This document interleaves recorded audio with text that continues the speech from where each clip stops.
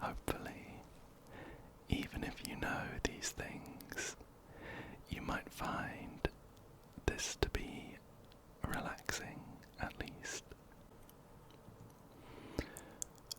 Okay, so the first thing that I think is important to know about Genshin is that, as you might have heard, it is a gacha game. What that means is that there is an element to the game that is essentially gambling. For example, in Genshin, you will be wishing on characters. So, if there's a character you like, and they are on banner at the moment, and we'll go over what that means, you will be spending some resources to try and get them. And to some extent, it is guaranteed. But you could spend quite a lot of resources before you see them. However, if you get lucky, you might not need to spend too many resources at all. So, because it is gambling, you do need to be careful. It is, after all, a game, and it needs to be fun for you. So, you need to be careful if you have, for example, any issues with gambling. The game is free to download and start, and technically you can play it completely free.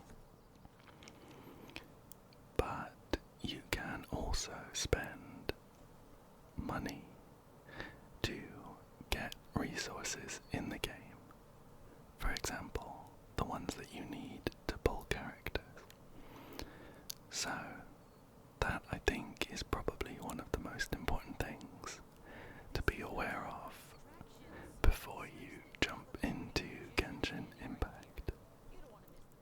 Although it is entirely possible to play without paying anything at all, you will be spending a currency called Primo Gems on character pulls, for example, and you get quite a lot of them for free by playing the game, exploring the world, opening chests, that kind of thing. It just means that you need to be very strict with yourself and disciplined on pulls. So you're going to be waiting for characters that you really, really like and saving up your gems for then. Otherwise, you can spend a relatively small amount of money on some pretty good deals, I think. For example, you can pay for an upgraded version of the Battle Pass, which is just at the top right here. You will, by playing the game, unlock levels in the Battle Pass, some of which give you free pulls, and some of which give you some Primo Gems. The Battle Pass, I think, is pretty good value. It has 2 tiers, one of which I have bought already for this period, which costs, I think, around £7.50 or around $10. And there's an upgraded version you can buy, which just gives you a few extras. Otherwise, there is also a daily login bonus that you can buy, which again is pretty good value. shows up under the recommended section of the shop, and it's called Blessing of the Welkin Moon. This one only costs £5 or $5, I think, and when you buy it you get a few gems straight up and some gems every day when you log in. Over the course of 30 days you get quite a lot. So there are some low cost or completely free to play options. So let's get on to the pull system, or wish system as they call it in Genshin. It shows up in the top right as this little star, and it consists of a few different banners. On each of these banners you can spend your wishes to have a chance of getting a character on that banner. So for example, at the moment we have the newest character, Emily, and if I wanted to get Emily, I would spend my wishes on this banner for a chance to get her. There are 2 or sometimes 1 limited banners, which means that they are only up for a certain amount of time.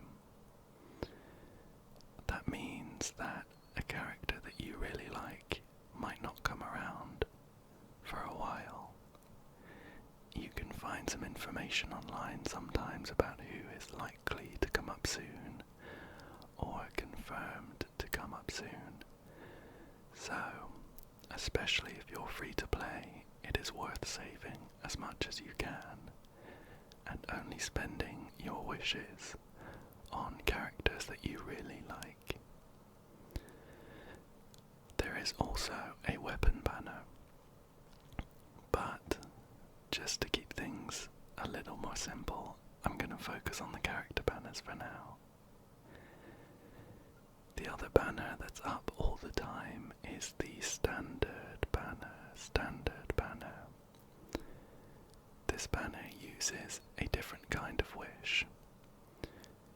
You'll see that it uses a little blue one for the standard banner, or a kind of purpley blue blend for the limited banners.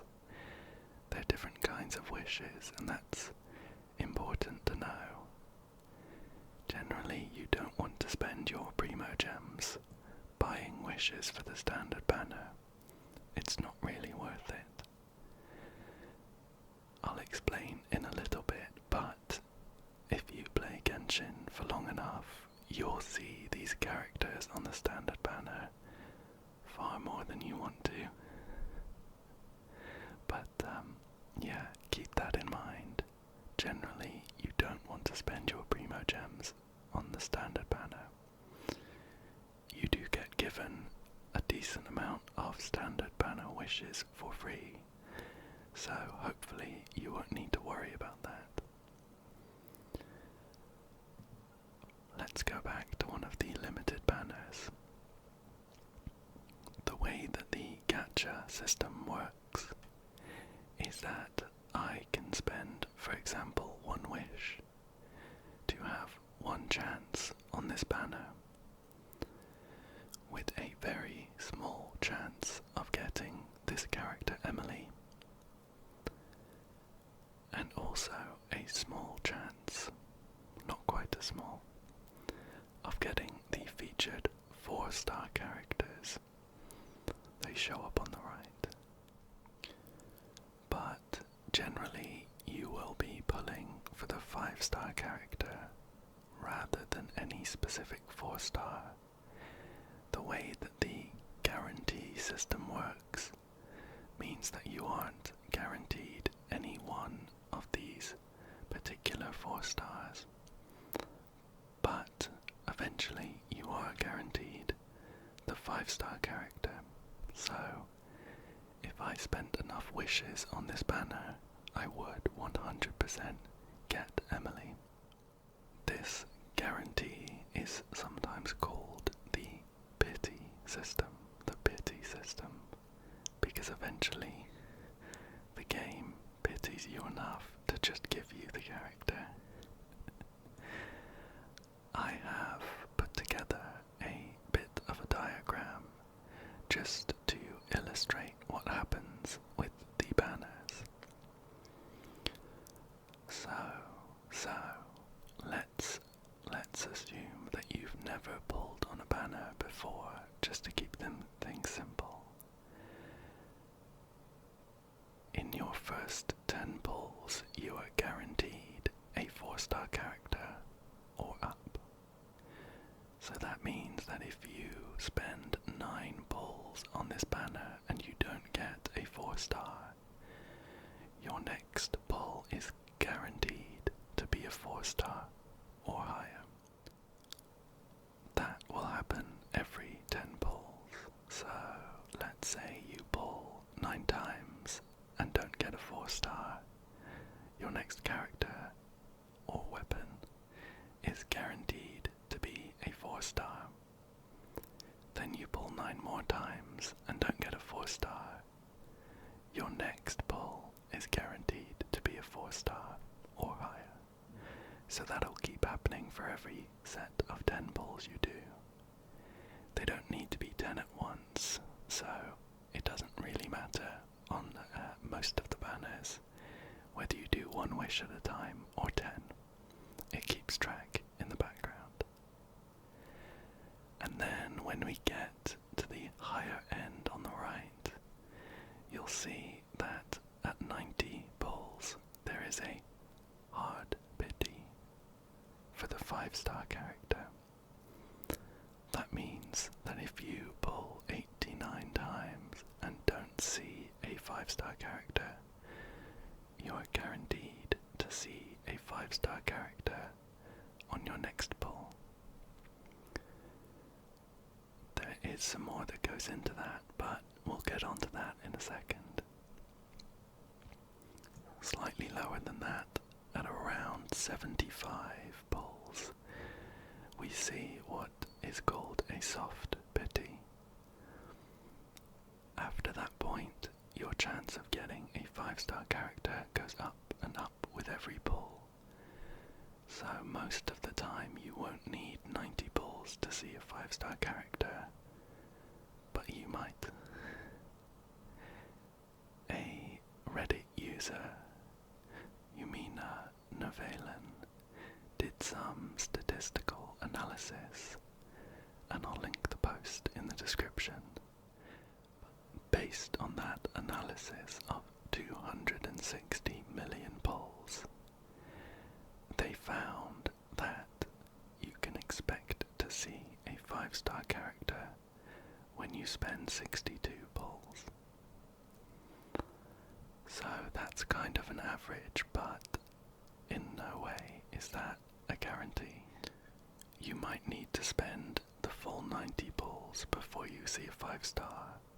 That's just the way these gacha games go sometimes. But there is another layer to it, and that is the 50-50 mechanic. I've put together another diagram to try and illustrate this one. It is a bit more simple than it might seem. But let's say that you're pulling on Linny. He's not on banner at the time of recording, but let's say you're trying to pull Linny. The first time that you see a 5-star character in your banner, it has a 50% chance of being Linny, the character on the banner.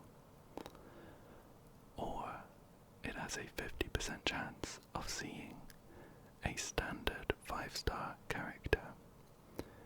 There are 7 of those: Mona, Ching, Diluc, Dea, Tainari, Jean, and Chi-Chi.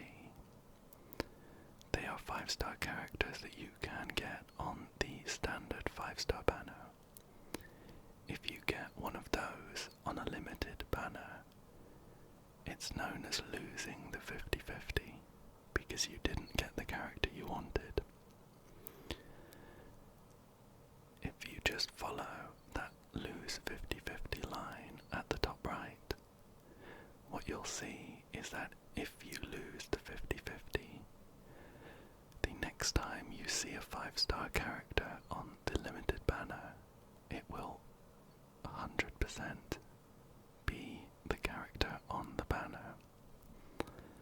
So if my first 5-star was, let's say, Tainari, I lost the 50-50.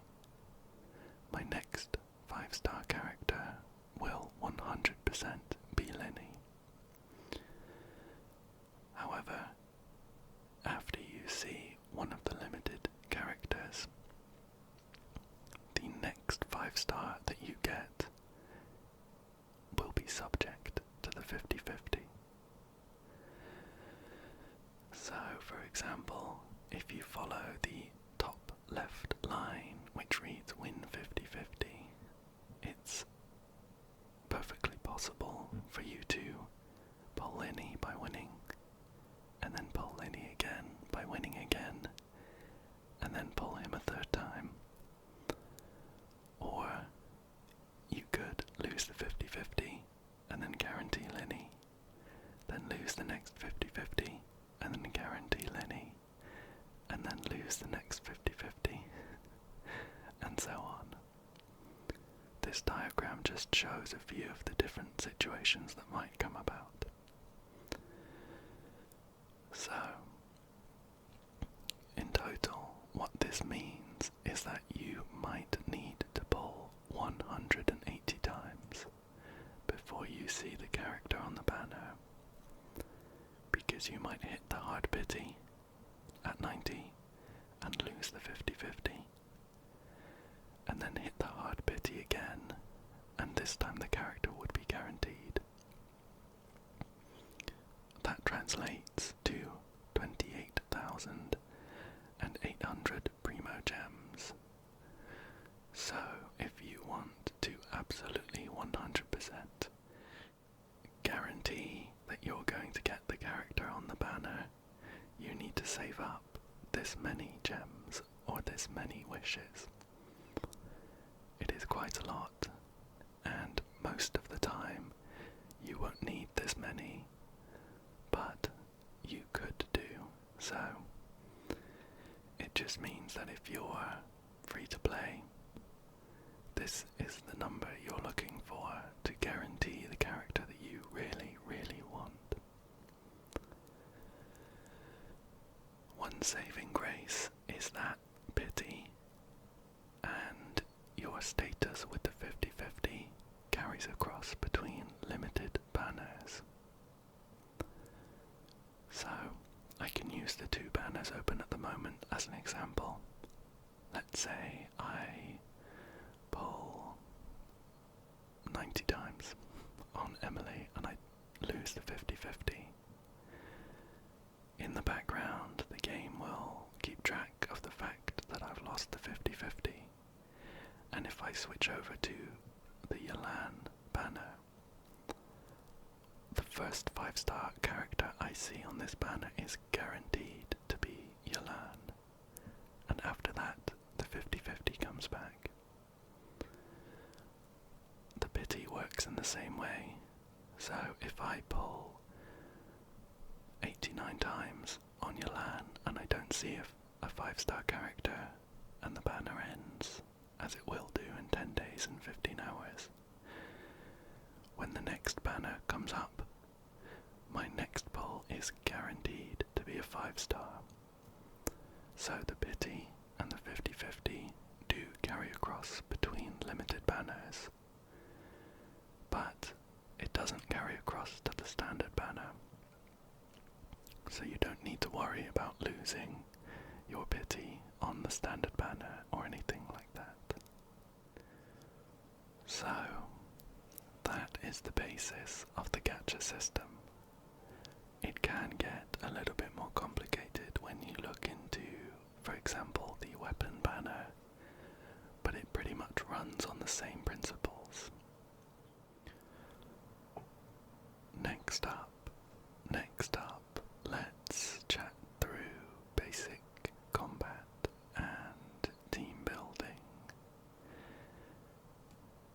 The very basic parts of combat are quite simple in Genshin Impact. There aren't too many buttons.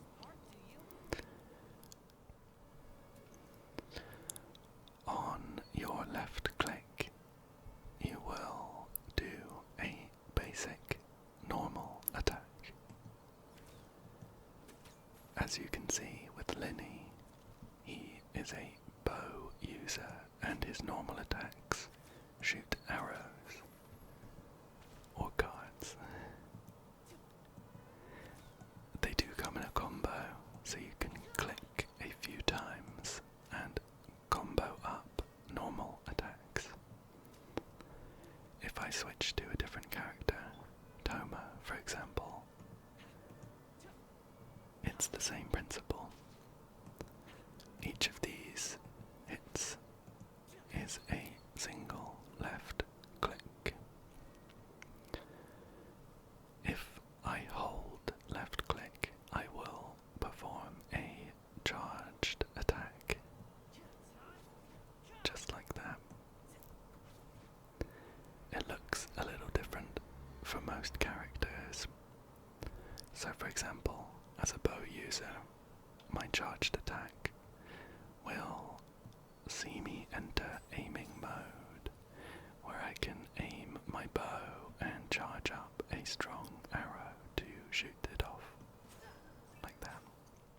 Right click does a dash, like this. It will dash in the direction that your character is facing, and it is used in combat to dodge attacks. Very important to learn. And apart from that, you also have an elemental skill and an elemental burst. These will do different things for every character. My elemental skill for Linny does a flourish. I'll press E and we can just watch it. Just like that. It does interact with the rest of his kit, but that's what happens when I press E. You might be able to see in the bottom right that it goes on cooldown. It's off cooldown now and I can use it again.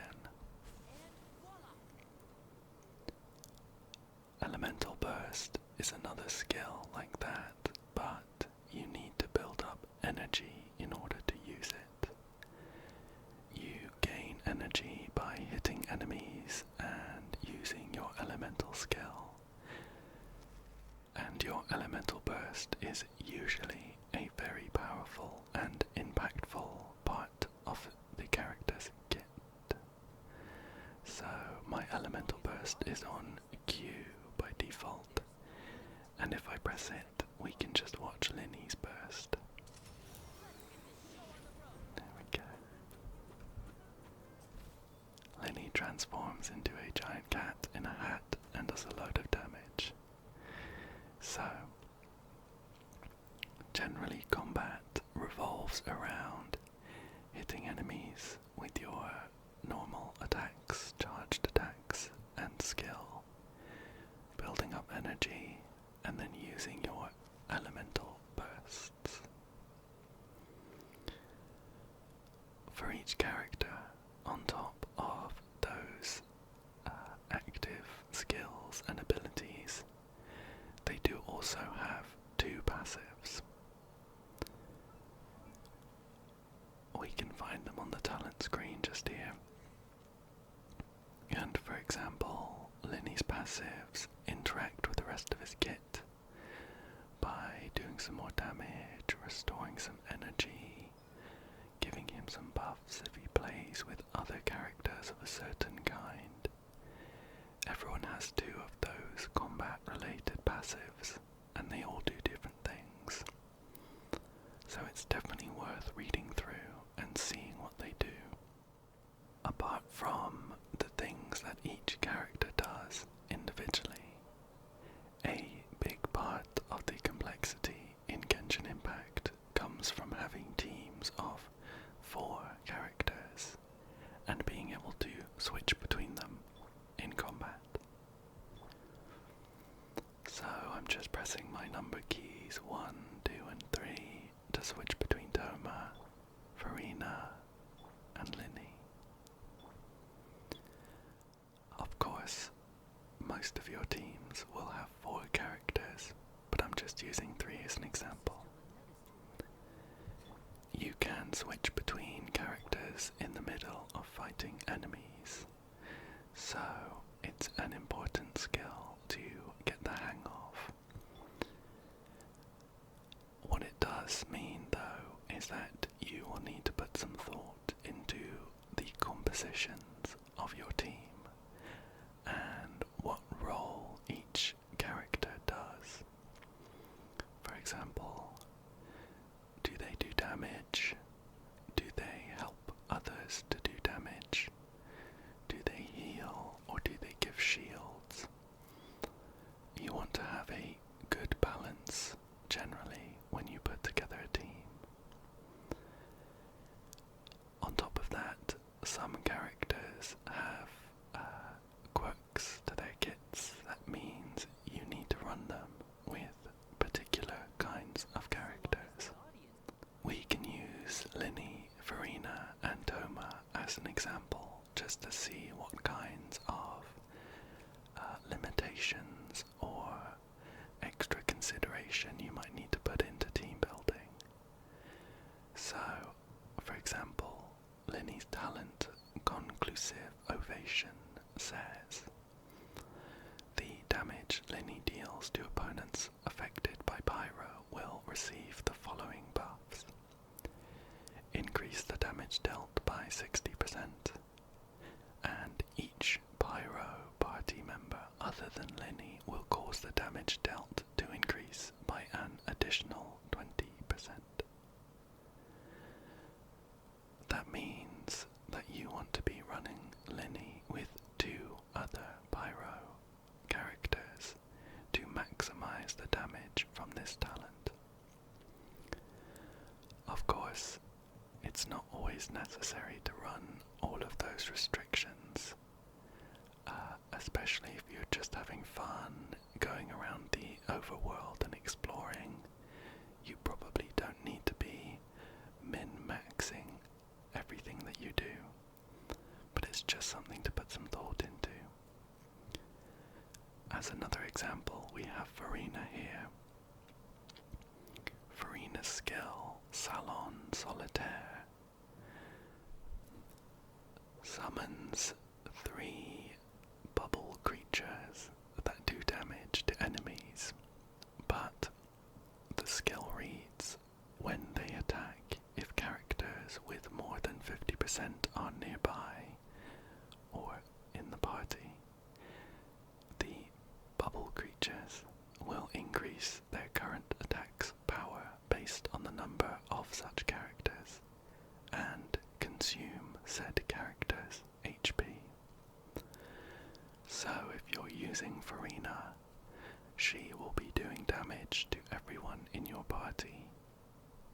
That means that in order to make the most out of Farina, you'd want to be running her with someone who can heal the whole party, or else you're always going to be on 50% HP and Farina's damage will go down. And finally, as an example, we can look at Toma.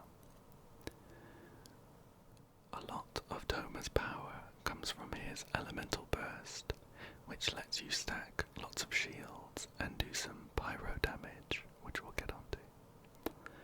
But the elemental burst reads, while is in effect, the active character's normal attacks will trigger Fiery Collapse, dealing AoE damage and summoning a barrier.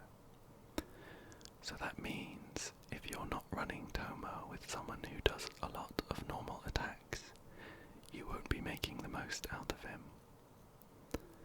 Again, it depends what kind of content you like doing. You might not need to worry about paying attention to absolutely everything in all this detail, but it's something to think about.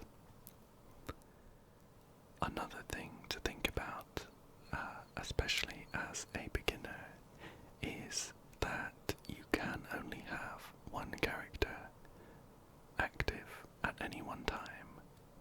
So I can't have Verena on the field at the same time as Toma.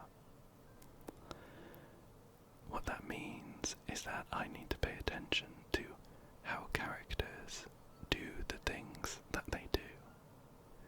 Linny just does damage pretty much, and he needs to be on the field to do damage.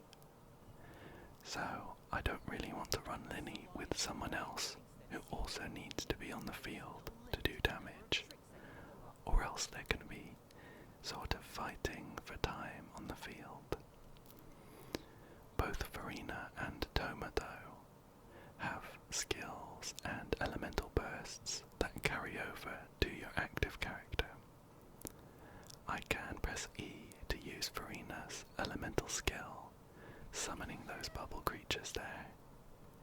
And then if I swap back to Linny, they hang around. And similarly, Toma's elemental skill summons a barrier. And if I swap back to Linny, it hangs around for a bit. So that's an important thing to keep an eye on as well. Making sure that you aren't using too many characters that need to be on the field to do their jobs properly. Let's talk about elements and reactions. They are a big source of some complexity in Genshin combat, so it's definitely worth knowing how they work, what they do, and how you can make the most of them. There are 7 elements in Genshin. We have Pyro, or fire. We have Hydro, or water. We've got Cryo, or ice. We have Electro, or electric. We've got Anemo, or air. We have Geo, or earth. And we have Dendro, which is like plant or life.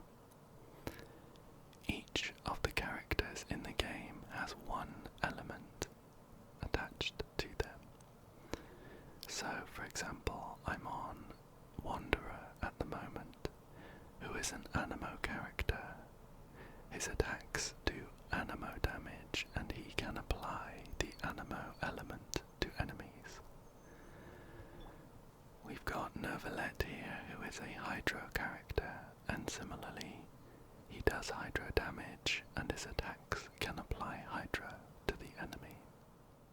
What you will find is that throughout the world there are some enemies of a specific element. So you might find a Hydro or water slime. That Hydro slime is going to be immune to Hydro damage, so Nervalet will not be useful at all.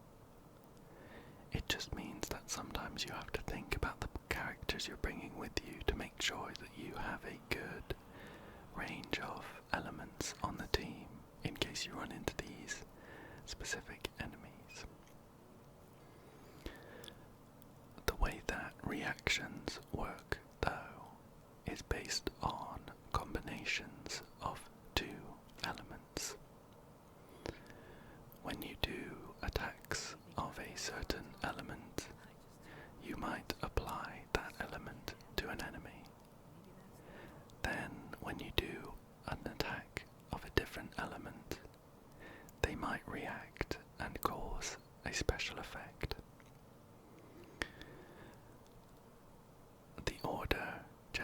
does matter for these reactions. Sometimes, depending on the order that you apply the elements, a different reaction will occur, or a reaction with a different effect.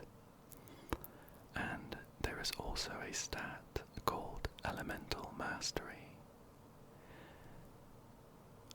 That stat boosts the damage or the effect of reactions, and only the elemental mastery of the character who triggers the reaction will be taken into account. So that just means that if I have one character with very high elemental mastery and I use them to put the first element on, and then I swap to a second character with low elemental mastery and trigger the reaction, that's not great. I'm going to be losing out on the bonuses of having all that elemental mastery. All I want to do is swap them around. So the person who will be triggering the reactions is the person with high elemental mastery. Anyway, I think it might be helpful to run through all of the reactions that can happen. There are quite a lot of them though. So buckle in, I'll just kind of whisper through them quite slowly. Feel free to skip ahead, I'll put a timestamp in when I'm done with these, but let's get going. First up, let's chat through the pyro first reactions. So those are reactions that happen if I apply pyro to an enemy and then another element. We have pyro and hydro makes vaporize. Vaporize increases the damage of the attack that triggered it. In this case it will be hydro, and it will double the damage. We also have pyro and electro, which makes the overloaded reaction. This does pyro damage in an area around the enemy that you triggered the reaction on. We've got pyro and cryo makes the melt reaction. This also increases the damage of the attack that triggered it. In this case cryo, and it makes the attack do 1.5 times damage. And finally, we have pyro and dendro. This causes the burning reaction, which does a pyro damage over time in an area around the character that you triggered the reaction on. For almost all of the elements, we do also have two kind of special reactions called swirl and crystallize, which happen with anemo and geo respectively. Let me just show you what they do. I can see a few hilly trolls down there. Shall we go and upset them? Before we head over, let me just explain. So first up is swirl, which is a reaction between anemo and either pyro, electro, hydro, or cryo. Swirl doesn't react with itself. Generally, none of the elements react with themselves, and anemo also doesn't react with dendro or geo. But what it does is it creates the swirl reaction. This does damage of the elemental type in an AoE. As an example, if I do a swirl reaction with anemo and hydro, it will do hydro damage in an AoE around the target that I applied the reaction to, and it will also apply hydro to enemies in an AoE. So swirl is a very powerful reaction for getting a specific element to be on a lot of people at once. It means that you can follow up with loads of other reactions in a big area. Geo, for example, Zhongli here as a Geo character, is another special one. If I apply Hydro and then I apply Geo, I get the crystallize reaction. This doesn't do damage or anything like that, but it drops a little shard on the ground that I can pick up to give myself a Hydro shield. So, when Geo reacts with any of the elements, apart from Dendro and Anemo, it will drop a corresponding elemental shard that I can pick up and give myself a shield of that type. So what I'm going to do is run over to these Hilichurls. I will apply Hydro to one of them with Neuvillette. I will use my Wanderer to swirl Hydro onto the surrounding Hilichurls. And finally I'll swap to Zhongli and apply Geo to them all to get a crystallize reaction and a Hydro shield. Let's run on over and get going. So, I'm just going to hit one of them to apply Hydro. There we go. Now, if I hit this Hilichurl with Anemo, it's swirled Hydro to the surrounding two. And finally, I've applied Geo to them, which reacts into crystallize and gives me a Hydro shield. So, those are the special swirl and crystallize reactions. But let's move on and talk about the Hydro first reactions. First up, we have Hydro and Pyro makes vaporize. We saw this with Pyro and Hydro, but this is the other way round. And in this case, it will increase the Pyro attack damage by 1.5 times. So that's Hydro and Pyro causes vaporize, increasing the Pyro damage by 1.5. Hydro and Electro makes electro-charged. This is a damage over time of Electro. Then we have Hydro and Cryo. This causes the frozen reaction, which doesn't do any damage, but it does freeze the enemies in place. And this is the first of a few two-stage reactions that we can have. In this case, if we apply Hydro and then Cryo to make an enemy frozen, and then apply Geo, this will cause a Shatter reaction. Shatter does physical damage and removes the frozen, so we have a two-stage reaction there. The next one is also a two-stage reaction. This one is Hydro and Dendro. This causes the bloom reaction, which creates what's called a dendro core on the ground. It looks like a little green seed or something like that. If you leave them for long enough, they will explode and do some damage in an AoE. Or if you apply elements to those dendro cores, you will do a second reaction.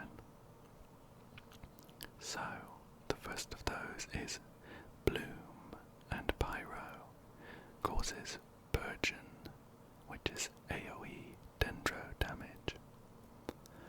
Or you can do Bloom and Electro, which is Hyper Bloom. This shoots off some dendro damage missiles. Let me just demonstrate that with those Hilichurls down the hill. So, what I'm going to do is apply Hydro first with Neuvillette. Then I'll swap to my character Nahida to apply some Dendro. this will create some dendro cores on the ground, and I'll swap to Toma and use Toma's elemental skill to apply Hydro, causing the Burgeon reaction. Let's run over and give that a go. So I'll apply Hydro first, and then Dendro with Nahida. There's that Dendro core. And finally, apply Hydro with Toma for the Burgeon reaction. Shall we try that again? I'll apply Hydro with Novelet, then Dendro with Nahida, and then Pyro on the Dendro core to create Burgeon. Let me run away just now. Next up, we have the Electro first reactions. Starting with Electro and Pyro, causing Overloaded, which does AoE Pyro damage. Then Electro and Hydro, which is supercharged, causing Electro AoE damage. Electro and Cryo makes Superconduct, causing AoE Cryo damage, and also increasing the physical damage that enemies take for a few seconds. And then we have Electro and Dendro, which are a few more two-stage reactions. First up, Electro and Dendro creates the Quicken effect. This doesn't do any damage by itself, but it does apply Quicken to the enemy. You can follow this up with Quicken and Dendro to create Spread. This makes the triggering attack do more Dendro damage. Or you can do Quicken and Electro to create Aggravate. This makes the triggering attack do more Electro damage. Shall we use these poor hilly gels as another example? So what I'm going to do is apply Electro with Lisa here, swap to Nahida and apply Dendro to create Quicken, and then I'll swap back to Lisa and apply Electro again to create Aggravate. So Electro first here, then Dendro, and then Electro again to create Aggravate. And we also have the Swirl and Crystallize reactions as normal with Electro. Then we have the Cryo first reactions. We've seen most of these by now. Cryo and Pyro makes Melt. The triggering attack does 2 times Pyro damage in this case. Cryo and Electro makes Superconduct, causing AoE Cryo damage and more physical damage to the enemies. Cryo and Hydro makes Frozen, which can be followed up with Geo to shatter the Frozen. And we can do the normal Swirl and Crystallize reactions. So Cryo is an element that doesn't react with Dendro. Let's go through the Dendro first reactions. Although we've seen all of these, they're exactly the same the other way around. But we have Dendro and Pyro, which makes Burning. That's AoE Pyro damage. We have Dendro and Hydro to make Bloom, creating those Dendro cores on the ground, which can be followed up with Pyro for Burgeon, or Electro for Hyper Bloom. And we have Dendro and Electro to create Quicken on the enemy, which can be followed up with Dendro for Spread, or Electro for Aggravate. And it's worth noting that you can't swirl or crystallize with Dendro. Dendro doesn't react with Anemo or Geo. The Anemo first reactions are all the same swirl, as if you did the element first. first, so I won't bother going through all of those. They're all the swirl reaction. And you can't apply Geo first. Geo has to be the second element if you're going for the crystallize reaction. And that is all of the elemental reactions. There's quite a lot if you go through them one by one, but it's worth keeping in mind that pretty much all of them just do some extra damage. So as long as you have characters that do a kind of reaction, so for instance Animo and Pyro, it's not going to be wasted. As you adventure around the world and complete domains and things like that, you will be picking up artifacts, gear, items, just different words for it. They are the pieces of gear that you put on your characters on this screen, the artifact screen. Each character can have 5 artifacts on, and each of the slots has one kind of artifact. So for example, I have a feather slot here. Only feathers go in this slot, so it's just something to be aware of if you are trying to put some gear on your characters. Each piece of gear has quite a few things that are special about it. First of all, there's the tier. As you can see, most of the characters that I use have 5-star artifacts on them. That's the highest tier. It's the most powerful kind of artifact. You can upgrade it to a higher level. The stats on the artifact are better. All of that kind of thing. 5-star is the best. That's these orange pieces. I do have a couple of purple 4-stars hanging around, but I try and replace them when I can. And generally, I don't hang on to any 3-star blues, 2-star greens, or 1-star greys. They're just not worth putting any materials into at all. On top of the tier, you also have sets. You'll see the set listed just on the right when you click on the artifact. So this green feather I've clicked on is part of the Adventurer set.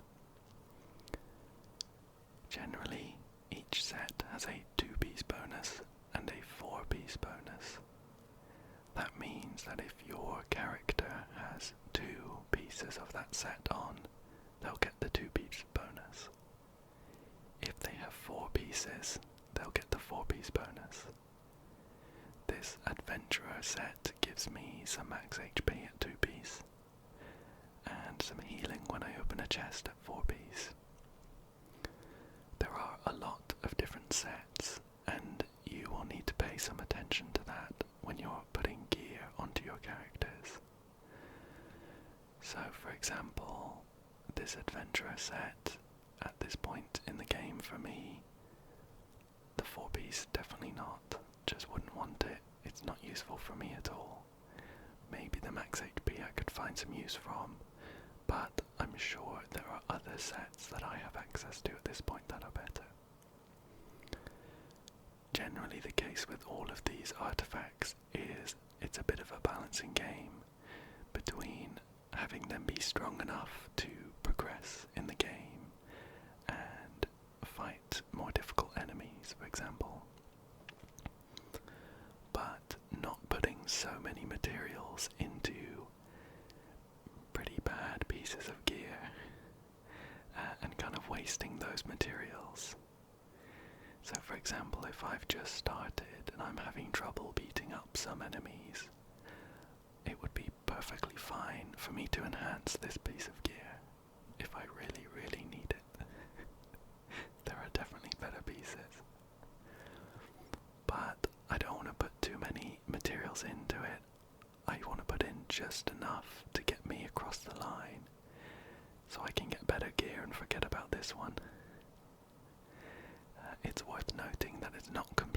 wasted if you level up some of these pieces of gear.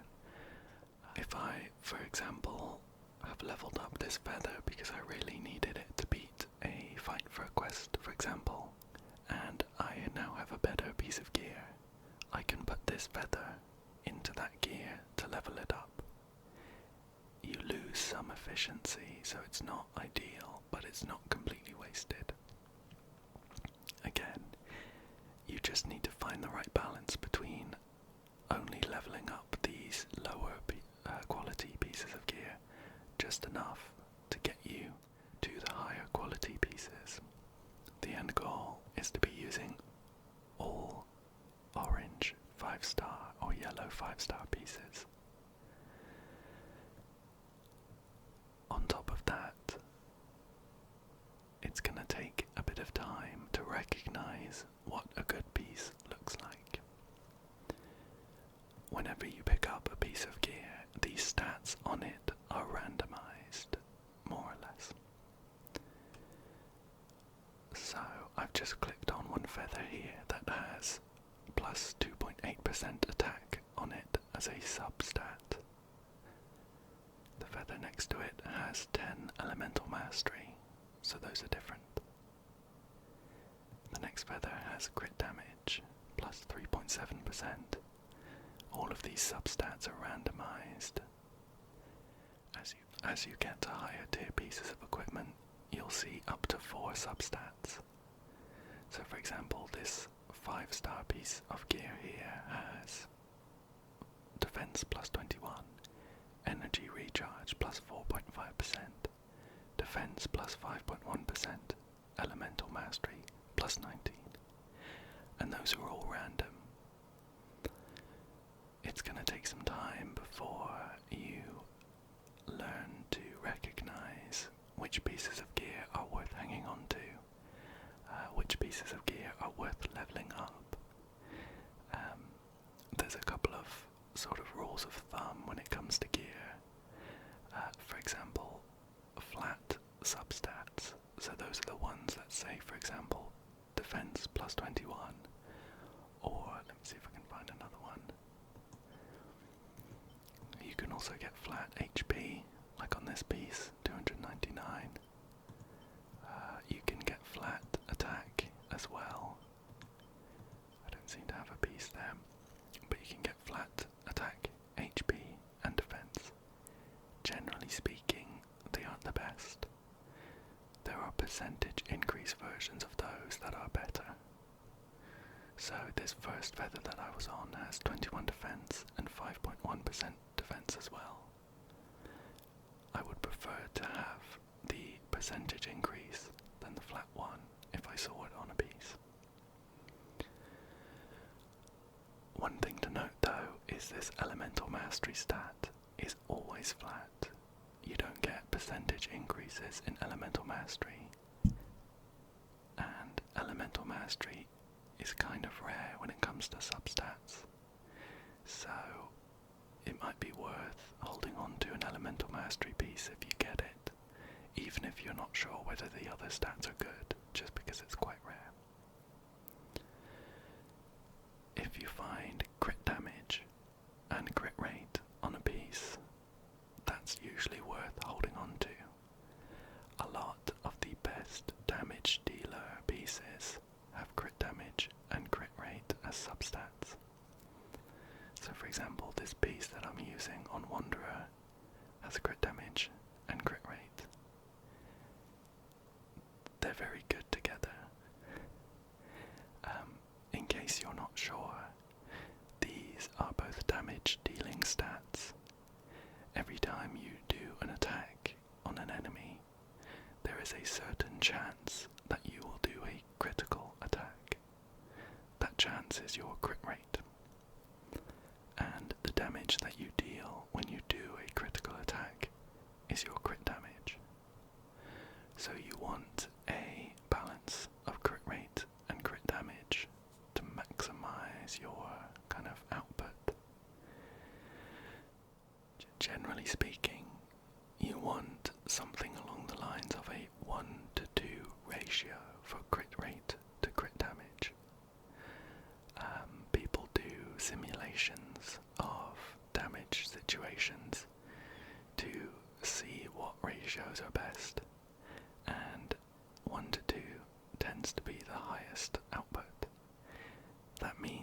every 1% of crit rate you have, you want 2% crit damage. And you probably want to aim for around 50% or at least 50% crit rate on your damage dealers so that they have a decent amount, a decent chance to hit a critical attack. You don't want to mess with that ratio too much. A little bit either way is fine, but for instance, if you end up with 10% crit rate and, 250% crit damage, sure, you're going to be doing really big crits when you get them, but they only happen 10% of the time, so on average it kind of drops, your damage drops. So getting a good crit ratio is important on a lot of damage dealers. Picking up good artifacts is easier on the feathers and the flowers, that's these first two, because the main stat that you see at the top is always the same. So it's always flat HP for flowers and flat attack for feathers. You don't get any other main stats. So all you need to be worrying about is the set and the substats. So there's not as much. When you move on to the sands, the goblet and the circlet, the other three pieces, not only do you have all of the randomness when it comes to substats, but the main stat is also random. So for example, these sands here, you can find attack percentage main stats, or HP percentage main stats, or you can find some elemental mastery main stats. You can also get defense percentage main stats and energy recharge percent, and I'm pretty sure that's all of it. Some of them are rarer than others, particularly elemental mastery. It might be worth hanging on to any pieces that you find with elemental mastery main stat, because that tends to be a bit rarer than the rest. So even if the substats are not as good, it might still be worth keeping hold of them. The goblets get a bit more complicated as well, because you can have all of the elemental damage bonuses here. So I've got an animo damage bonus on Wanderer, and Linny, who does pyro damage, has a pyro damage bonus. So it just introduces some more randomness. It makes it a little bit rarer to get really good pieces for the goblets. So again, it just means that if you find a goblet with a particular damage bonus on it, it might be worth hanging on to while you're waiting for some better pieces. And finally, circlets are kind of special. When it comes to damage dealers, most of the time you will want crit damage percent main stat or crit rate percent, like Linny has here. The circlet is the only piece of gear that can have crit rate or crit damage as its main stat, and you get a really good amount from it. So, for damage dealers especially, you will probably want crit rate or crit damage on the circlet. The final kind of item that comes into play is the weapon. As an example, on Wanderer I have the 5-star weapon Skyward Atlas. As with characters, weapons are subject to the gacha system. It's random which ones you get. You can find some of them in the world. You can craft some pretty powerful ones for free. Or you can pull on the gacha system to get weapons. They just add another aspect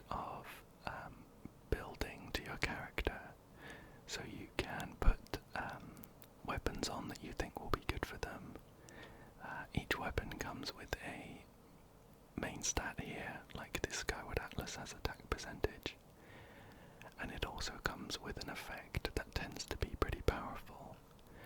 So this one just boosts my damage and gives me a chance to do even more damage. Finding good items and knowing which ones are worth hanging on to and leveling up does come with a bit of a learning curve. Eventually you'll learn to recognize what items are good enough to put some resources into. But another challenge comes in when you consider that leveling up artifacts will increase the main stat just across the board, and it will also have a chance of increasing one of the 4 substats that you have. If you don't have 4 substats, before it increases one of the ones that you have, it will add a random substat. So, for example, this is a pretty good piece here. This royal plume that I have on Chevreuse at the moment. I'm happy to try and enhance this one. Every 4 levels we get an increase to one of these substats. So let me just chuck in a couple of level ups here. We're getting an increase to that main stat on 17. Another increase on 18. We're going to get it up to 20 in a second. Here we go. So at 20, I'm going to randomly upgrade 1 minor affix. Now, particularly for Chevreuse on this piece, I would really like to see crit rate. I wouldn't mind seeing energy recharge. Attack would be fine. I don't want to see any more defense though. So, I have an idea of what I want to see on Chevreuse. Let's enhance and see what it goes.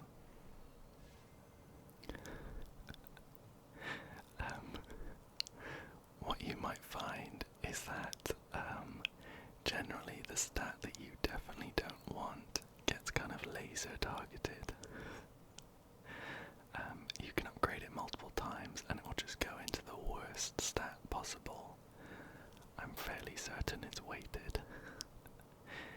So it just means that on top of recognizing at a base level what pieces are good to hold on to based on the substats they have, but also as you level them up, it might be that a piece just becomes not very good. This one now is not great for Chevreuse.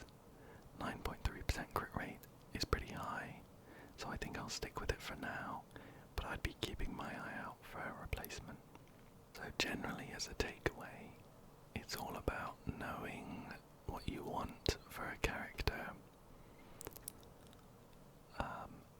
Generally, most damage dealers want the same kind of stats, so attack, crit rate, crit damage particularly, so it helps to keep that in mind when you're looking at pieces to see which ones are worth keeping.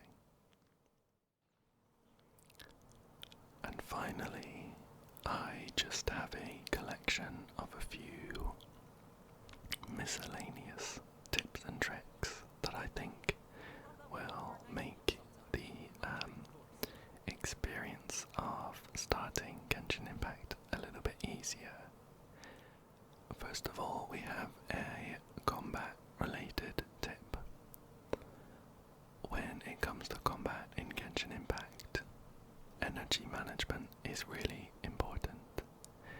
So that is the idea that you don't want to be wasting energy, especially on characters where their elemental bursts are very important for their role. For example, Toma, a lot of his power comes from his elemental burst, giving lots of shields. So what that means is, first of all, I want to have quite a good amount of elemental recharge on Toma. If I take a look at his attributes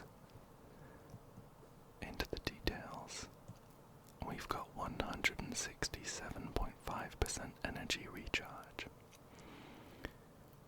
So that just means that he's going to be building up his ultimate a lot quicker than someone who doesn't have any energy recharge. But on top of that, just a small tip that helps smooth things out is that elemental skills give a burst of energy. They give a decent amount of energy. And so you don't really want to be using them when your ultimate is full, or else that energy is going to be wasted. It's just something to keep in mind to keep everything flowing a bit better. Most of the time, you want to be using your ultimate and then your elemental skill when you don't have full energy. I can show this just by using Toma's ultimate here. Now I'm on pretty much 0 energy. You can see at the bottom right that circle for my Q is now almost empty. If I run up to these hilly-chills and use my E, my elemental skill, I get a really nice chunk of energy. If I used that when my energy was full, it would have been wasted. And I would have really felt it when I'm trying to charge his ultimate back up. So it's just a bit of a tip to try not to hold on to your ultimate for too long.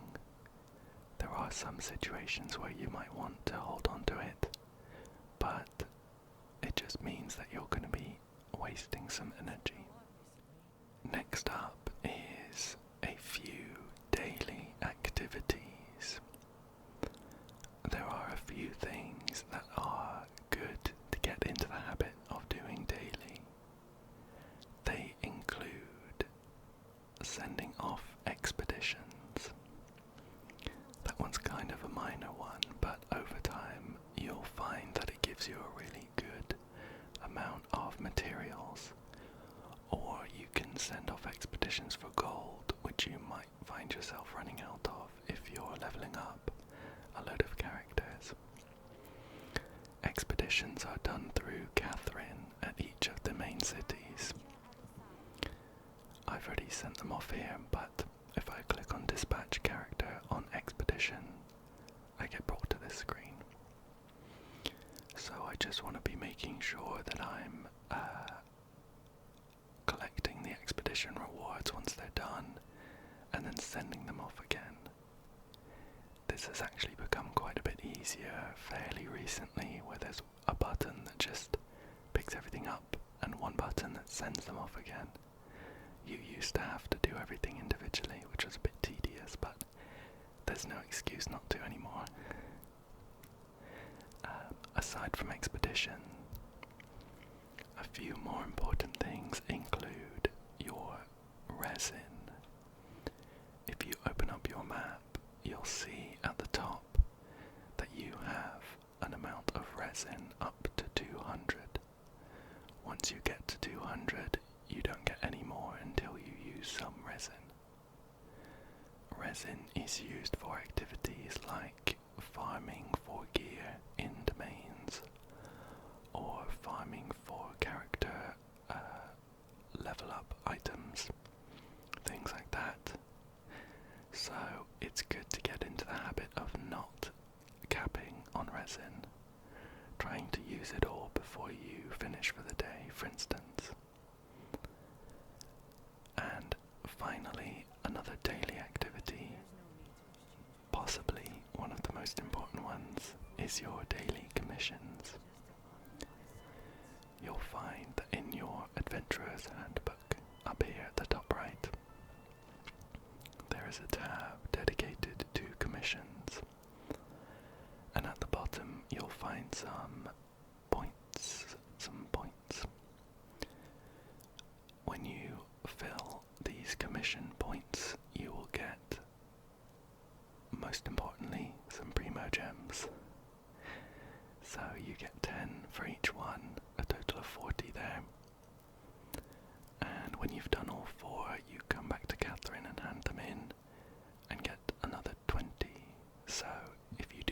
commissions every day. That's 60 Primo Gems. Might not sound like a lot, but over time it really does add up. It costs 160 Primo Gems for one pull. So 3 days of daily commissions means that you have a pull for free, essentially, which is not too bad. You can either do the 4 commission quests that you get given every day, or you can fill these points by doing other quests, or by adventuring, doing activities like time trials and things like that that you find out in the world, or by opening chests.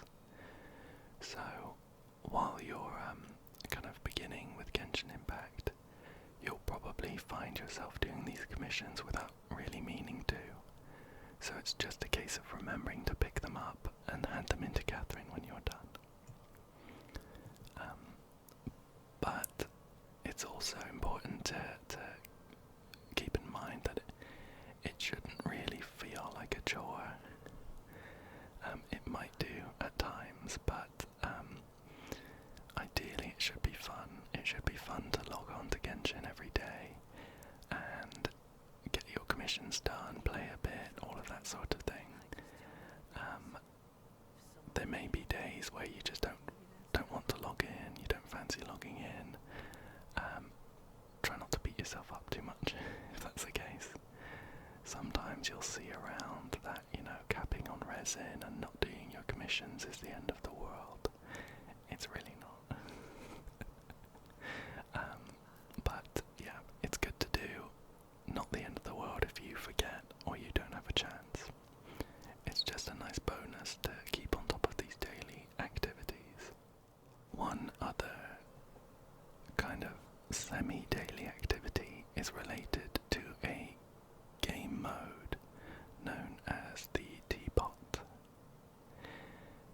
When you adventure enough in Liyue, which is the second area, just down here, you'll find yourself with a quest to talk to someone about a teapot. It's worth doing that quest as soon as you can, really, because it unlocks this realm on your map known as the Serenity Pot.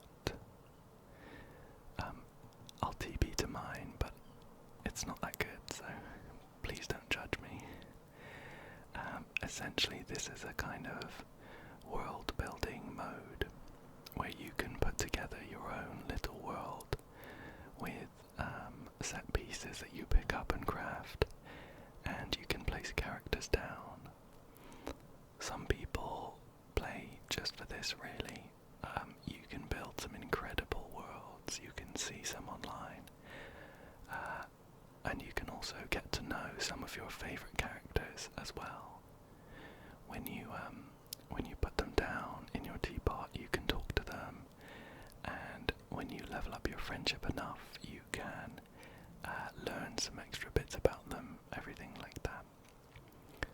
So it's worth doing if you like those two things, world building and getting to know your characters. But not only that, based on how many things that you've put down in your teapot, you build up a currency every day. It's worth at least just dumping stuff randomly so you build up as much currency. It's these coins here. You can spend these coins on various things that we'll take a look at. It's just in this realm depot here. So once per week you can buy transient resin, which is used to replenish some of your resin. Very valuable. And you can also spend your coins on some level up materials, on some artifact level up materials. So it's worth building those up as soon as you can. And if all of that wasn't enough, as you level up your teapot, you do also get some Primo Gems. So you can put them into character pulls.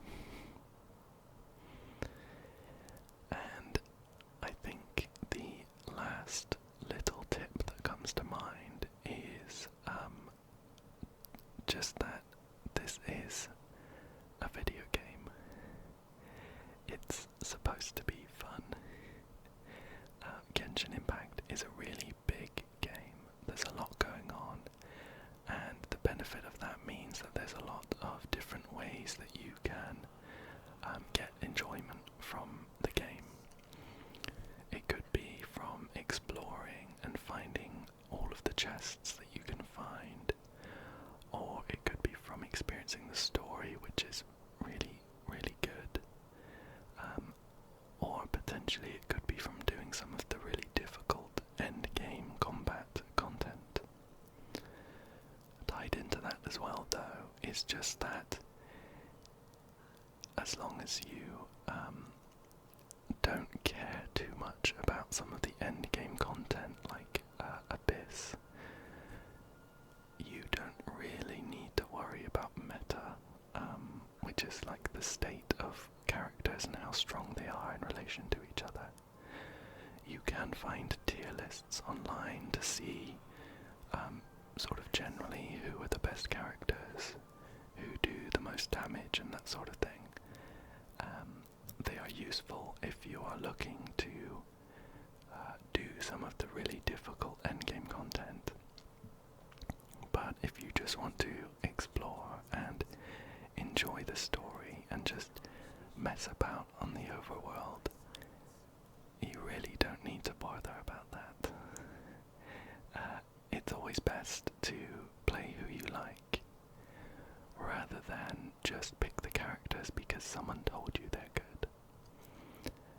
So, definitely find your favorite characters and play with those ones. The overall goal is to have fun, so it's just about finding what makes the game fun for you. Okay, so those were my top 5 categories, things that I think are good to know and good to get to grips with when you're just starting out in Genshin. I hope that you found them useful, maybe, or at least that you found the video relaxing, and I hope that you come back soon